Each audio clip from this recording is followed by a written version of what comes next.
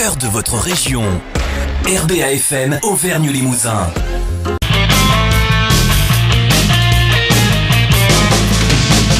Allez, on est le samedi 3 février, l'heure du sport, c'est parti, et c'est parti avec plein d'invités, vous l'avez compris, aujourd'hui on ira en seconde partie d'émission du côté du trophée Andros à Superbès avec notre monsieur sport mécanique de l'heure du sport, Didier Malgame, et d'ici là on va exceptionnellement attaquer par du trail, et du trail c'est la semaine prochaine, c'est à Chavignac avec le Raid des Gabariers, le fameux Raid des Gabariers. Pour en parler, on a Charles Rongier en principe en direct de l'Office de tourisme où on prend les inscriptions ce matin. Est-ce que tu nous entends bien, Charles? Bonjour.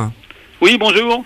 Alors, il y a un peu plus d'un an, le Raid des Gabariers a changé de bureau et tu en es devenu le président. Charles, comment s'est passé ce changement et pourquoi avoir accepté cette responsabilité, j'allais dire cette lourde responsabilité avec une nouvelle équipe finalement? Parle-nous un petit peu d'il y a un an. Donc, il y a un an, c'est-à-dire début avril...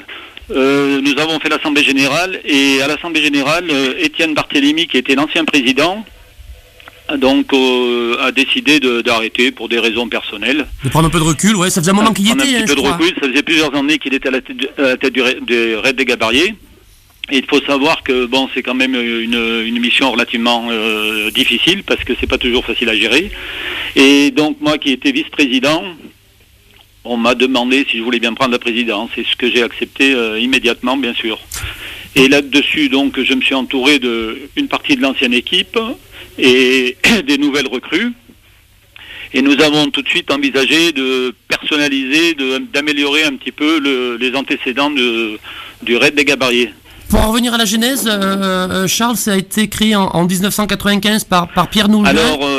Alors la première création du Raid des Gabariers, effectivement, a été faite par Pierre Nougin, qui malheureusement aujourd'hui nous a quittés. Donc la première édition, en fait, c'était pas le Raid des Gabariers, c'était une course Chalvignac-Argentat, un 50 km sur route. D'accord. Et l'année suivante, Pierre Nougin, qui était vraiment un précurseur dans tout ce genre de trail, que ce soit le trail, le triathlon, qui connaissait très bien la région, a décidé avec monsieur Robert Delpeux qui tenait le restaurant à Chalvignac, avec monsieur Pradérol qui était le maire de Chalvignac, et Claude Sardaigne qui était quelqu'un d'Aurillac mais un coureur bien connu, ami à Pierre Nougin, et à tous les quatre ont décidé de faire un trail sur Chalvignac. Et tu as rejoint cette équipe finalement, puisque tu étais vice-président, en quelle année toi, Charles? Moi, j'ai rejoint l'équipe en 97. Voilà. Donc, et puis... vraiment, on va dire pratiquement dans les débuts. Et ouais, donc ça fait quasiment 21 ans, ce sera la 22e édition. Là, donc, en fait, la 22e édition, normalement, on va dire, bon, puisque là on va pas compter qu'à 1995. Donc, il faut savoir qu'en 2000, le Raid des Gabariers n'a pas eu lieu, puisqu'il y avait eu en décembre 99, une très très forte tempête. Oui. Donc, tous les chemins étaient bouchés, donc voilà.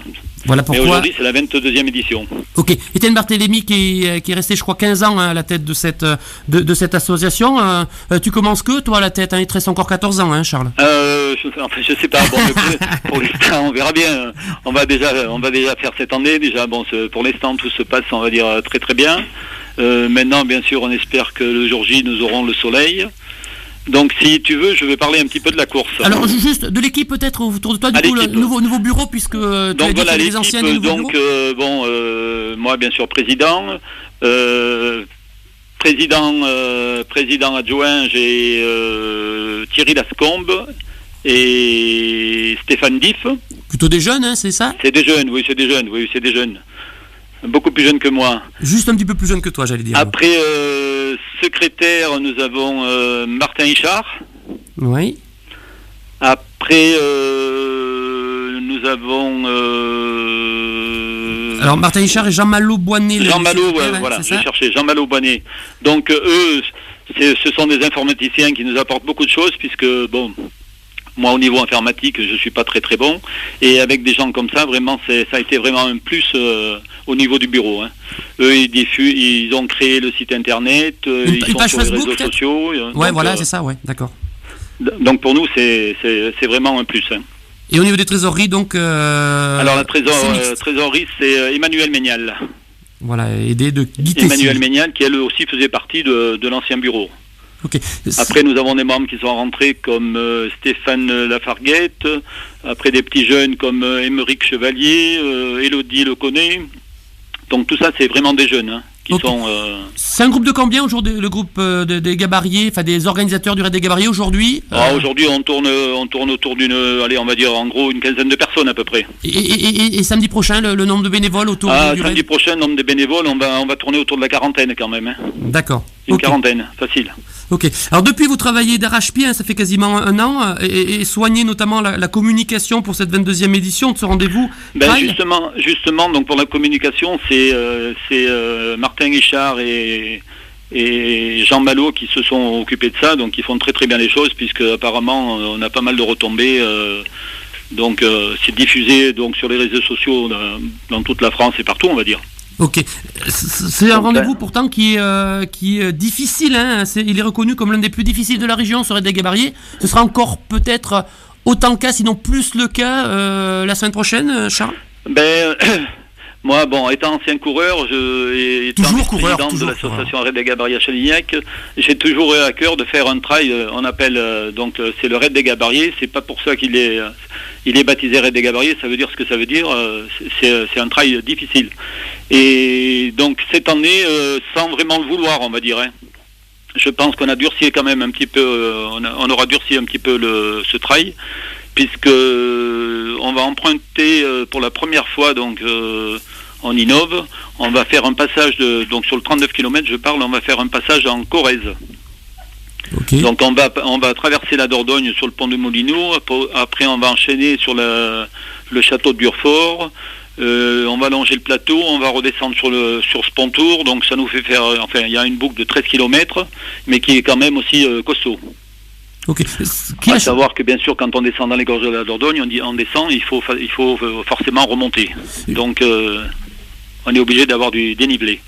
Et cette année, on va dire qu'au niveau dénivelé, on sera aux alentours de 2000, je pense. Peut-être pas tout à fait, à quelque chose près. Sur le 39 km. Sur le grand parcours 39 km. Jusque-là, c'était combien les distances jusqu'à cette année ? Moi j'ai souvenir quand je courais, donc on mesurait un petit peu, comme on dit, à la louche, mais on était déjà monté à 1900-1950. En dénivelé positif, hein ? Ouais. Positif et c'est autant négatif puisqu'on monte et on descend, donc on est à peu près pareil. Jusque-là, il y avait que 2 courses, je crois. Il y a 3 ans, je crois, on a mis donc, puisqu'il faut savoir que maintenant sur les grandes distances, on avait de moins en moins de coureurs parce qu'il y a de plus en plus de courses, donc les gens, se partagent un petit peu. Et depuis quelques années, donc l'équipe du Raid, on disait il faut qu'on fasse au moins un 15 km pour un petit peu ramener du monde. Et certaines personnes étaient un petit peu réticentes, d'autres, les 3 quarts étaient OK. Et effectivement, le jour où on a pu organiser le 15 km, ça nous a quand même ramené du monde. Parce qu'il faut savoir que tout le monde ne peut pas faire le grand parcours. Mais oui, donc les gens, comme l'an dernier, il y a des gens qui avaient fait le 15 km l'année précédente, qui l'an dernier ont fait le 26. D'ailleurs, sur le 26, vous l'avez appelé le Pierre Mougin, c'est ça, en hommage au fondateur. Cette année, nous avons donc nous avons apporté quelques nouveautés, modifications, et nous avons baptisé les courses. Donc le 39 km reste le Raid des Gabariers. L'épreuve phare, hein. Le 26, donc un hommage à Pierre Mougin, qui est décédé malheureusement, qui nous a quittés. Donc on l'appelle la Pierre Mougin. D'accord. Ça, c'est le 26 km. J'ai lu, Charles, excuse-moi de te couper, mais que le 3 mai dernier, vous vouliez l'appeler à la base la foulée de Mirmont. Oui, mais la foulée de Mirmont, c'était la rando qu'on voulait appeler la foulée de Mirmont. D'accord. C'est pas pareil. D'accord. Et alors après, j'en dirai 2 mots. Donc là, on a décidé à l'unanimité de l'appeler la Pierre Mougin.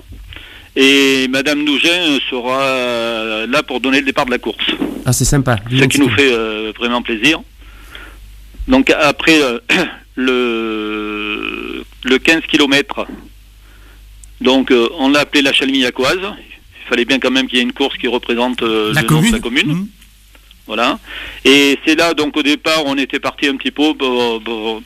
La rando, on ne savait pas trop, donc la foulée de Mirmont, et puis on a été hésitant, et puis après, on a dit, on va l'appeler la rando de l'Aigle. Oui. On avait l'impression que ça ça parlait plus, entre guillemets. Tout à fait, parce qu'il y a le chemin des oiseaux qui existe sur... qui est le chemin des oiseaux qui a été créé il y a plusieurs années, donc voilà, la rando de l'Aigle, donc comme toutes les courses cette année, donc partent de Chalvignac, empruntent le chemin des oiseaux, descendent jusqu'à Aynes. À Aynes, donc c'est le 39 km qui lui traverse la Dordogne et va faire la boucle de la Corrèze. Toutes les autres courses, donc le 26, le 15 et la rando, donc vont rejoindre le Pont Cassé, parce que cette année aussi on a innové en espérant que tout va bien se passer. On est tributaire de la hauteur de l'eau. On a mis la gabarre, on met une gabarre donc pour traverser la Dordogne au niveau du Pont Cassé. Ça veut dire que si c'est pas possible, il passe par le Pont Cassé, c'est possible, il passe par la gabarre, voilà. et toutes les courses passeront par la gabarre. Toutes les courses et même les marcheurs passeront sur la gabarre. Ça c'est super, c'est super. Donc ça, il faut savoir que on l'avait déjà fait précédemment, mais il y a au moins une dizaine d'années que ça n'a pas été refait. Pour des problèmes de sécurité essentiellement, bien sûr. Mais c'est-à-dire qu'il n'y avait pas de gabarre. Il n'y a pas de problème de sécurité, il n'y a plus de gabarre, donc voilà. Et là, la gabarre, elle a été remise en eau. Donc les gestionnaires de la gabarre, dès que je leur ai proposé le projet, tout de suite ils ont répondu OK.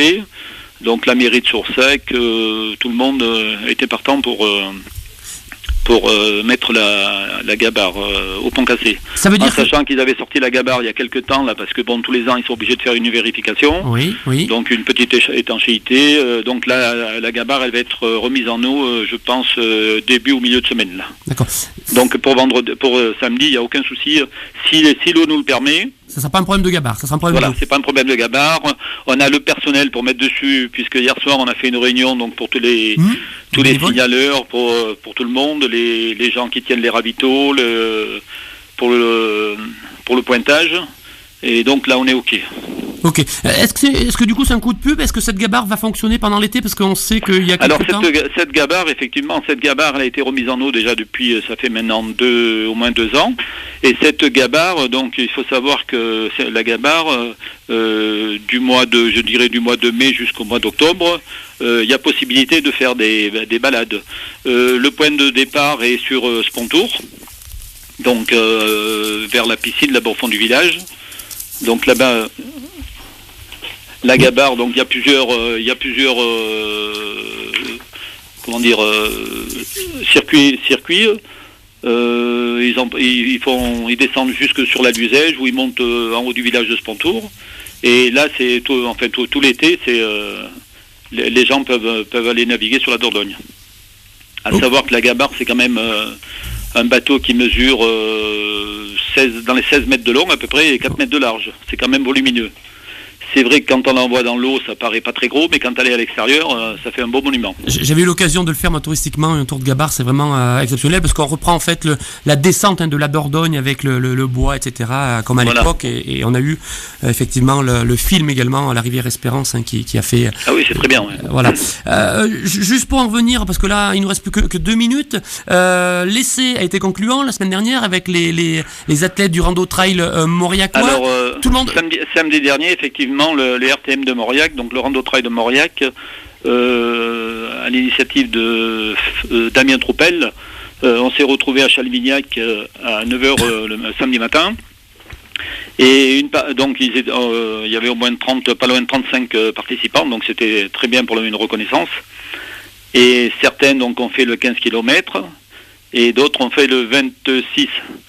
À l'occasion de cette reconnaissance, Jean Malot, qui lui va nous fournir les radios pour les secours, donc pour la sécurité.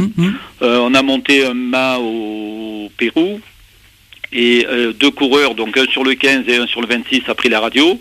Et comme ça, en même temps, ça nous a permis de voir si tout fonctionnait bien. De faire des essais. Donc de ce côté-là, les résultats étaient concluants, donc c'était une satisfaction pour tout le monde.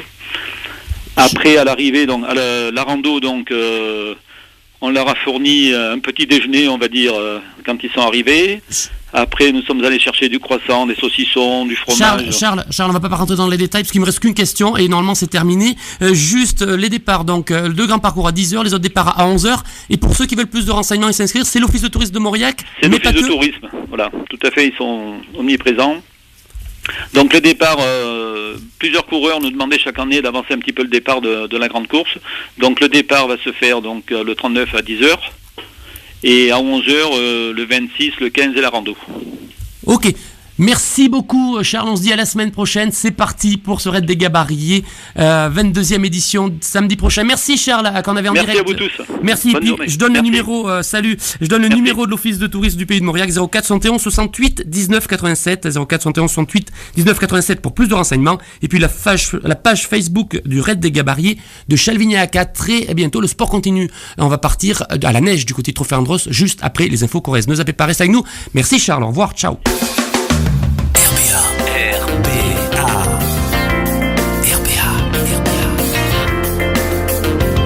Bon week-end sur RBA FM Auvergne Limousin.